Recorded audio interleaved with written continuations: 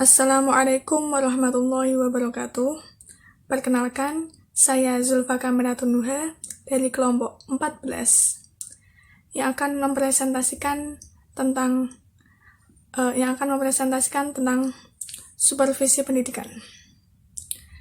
Di dalam pembahasan ini yaitu mencangkup tentang pengertian supervisi pendidikan, objek dan prinsip supervisi pendidikan, serta fungsi dan tujuan dari supervisi pendidikan. Baik, yang pertama yakni pengertian dari supervisi pendidikan. Apakah supervisi pendidikan itu? Supervisi pendidikan secara etimologis diambil dari bahasa Inggris, yaitu supervision, yang artinya pengawasan di bidang pendidikan. Orang yang melakukan supervisi disebut supervisor. Supervisi itu terdiri dari dua kata, yakni super yang berarti atas atau lebih, dan visi berarti lihat atau titik. Menurut Ngalim Purwanto, supervisi pendidikan yaitu suatu aktivitas pembinaan yang direncanakan untuk membantu guru dan pegawai sekolah lainnya dalam melakukan pekerjaan mereka secara efektif.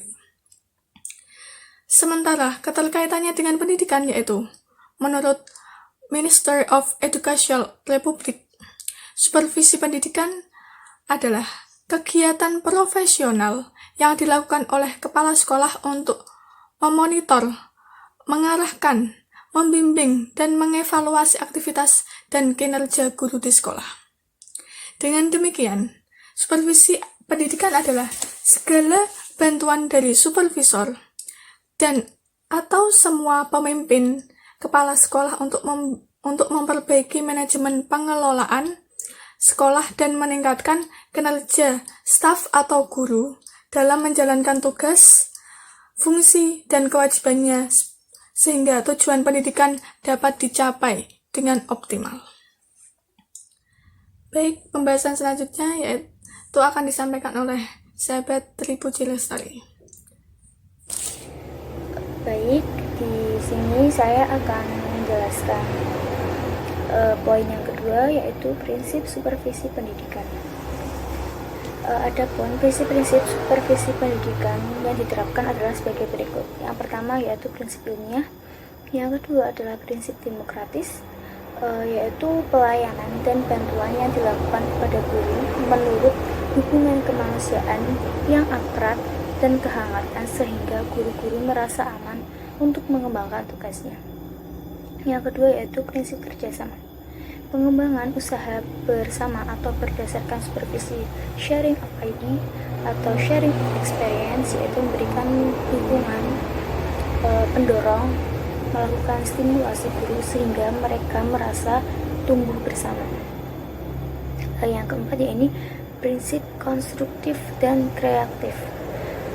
Masing-masing dari prinsip ini, masing-masing guru akan lebih termotivasi dalam pengembangan potensi kreativitas jika supervisi bisa menciptakan suasana kerja yang menyenangkan, bukan melalui cara-cara menakutkan. Untuk yang C yaitu tujuan dan fungsi supervisi pendidikan. Yang pertama, fungsi supervisi pendidikan. Adapun fungsi-fungsi supervisi pendidikan itu sendiri adalah yang pertama yaitu penelitian. Untuk memperoleh gambaran yang jelas atau objektif tentang suatu situasi pendidikan, maka perlu diadakan adanya penelitian yang seksama terhadap situasi ini, yaitu dengan mengumpulkan data, membuat informasi yang valid tentang suatu permasalahan yang bersangkutan. Yang kedua yakni penilaian. Supervisor dalam hal ini dapat menarik kesimpulan terhadap penelitian yang diselidiki. Yang ketiga yaitu perbaikan. Dalam hasil penelitian itu sendiri, supervisor dapat mengetahui bagaimana keadaan situasi pendidikan atau pengajaran yang umumnya dan situasi pendidikan dan pengajaran pada khususnya, serta segala fasilitas dan daya upaya yang dipergunakan. Yang keempat yaitu peningkatan.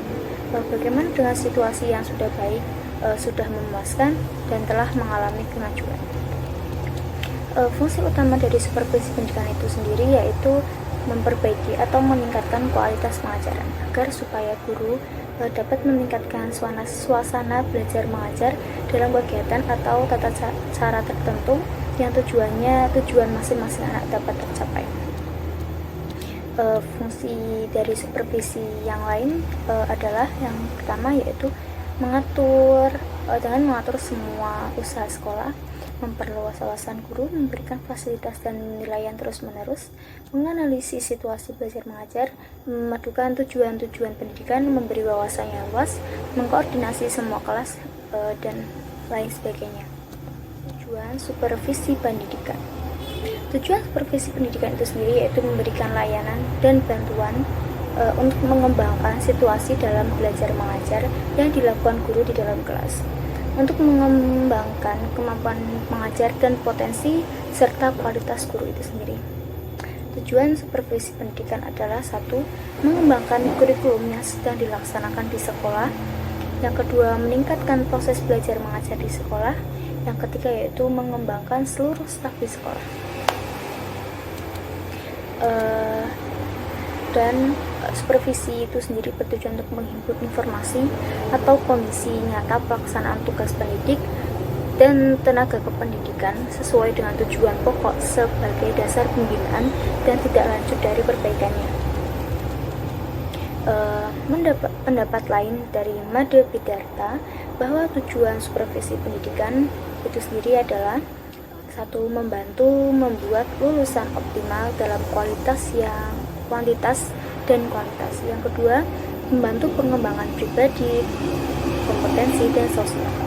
Yang ketiga yaitu membantu kepala sekolah dalam pengembangan program yang sesuai dengan keadaan masyarakat setempat.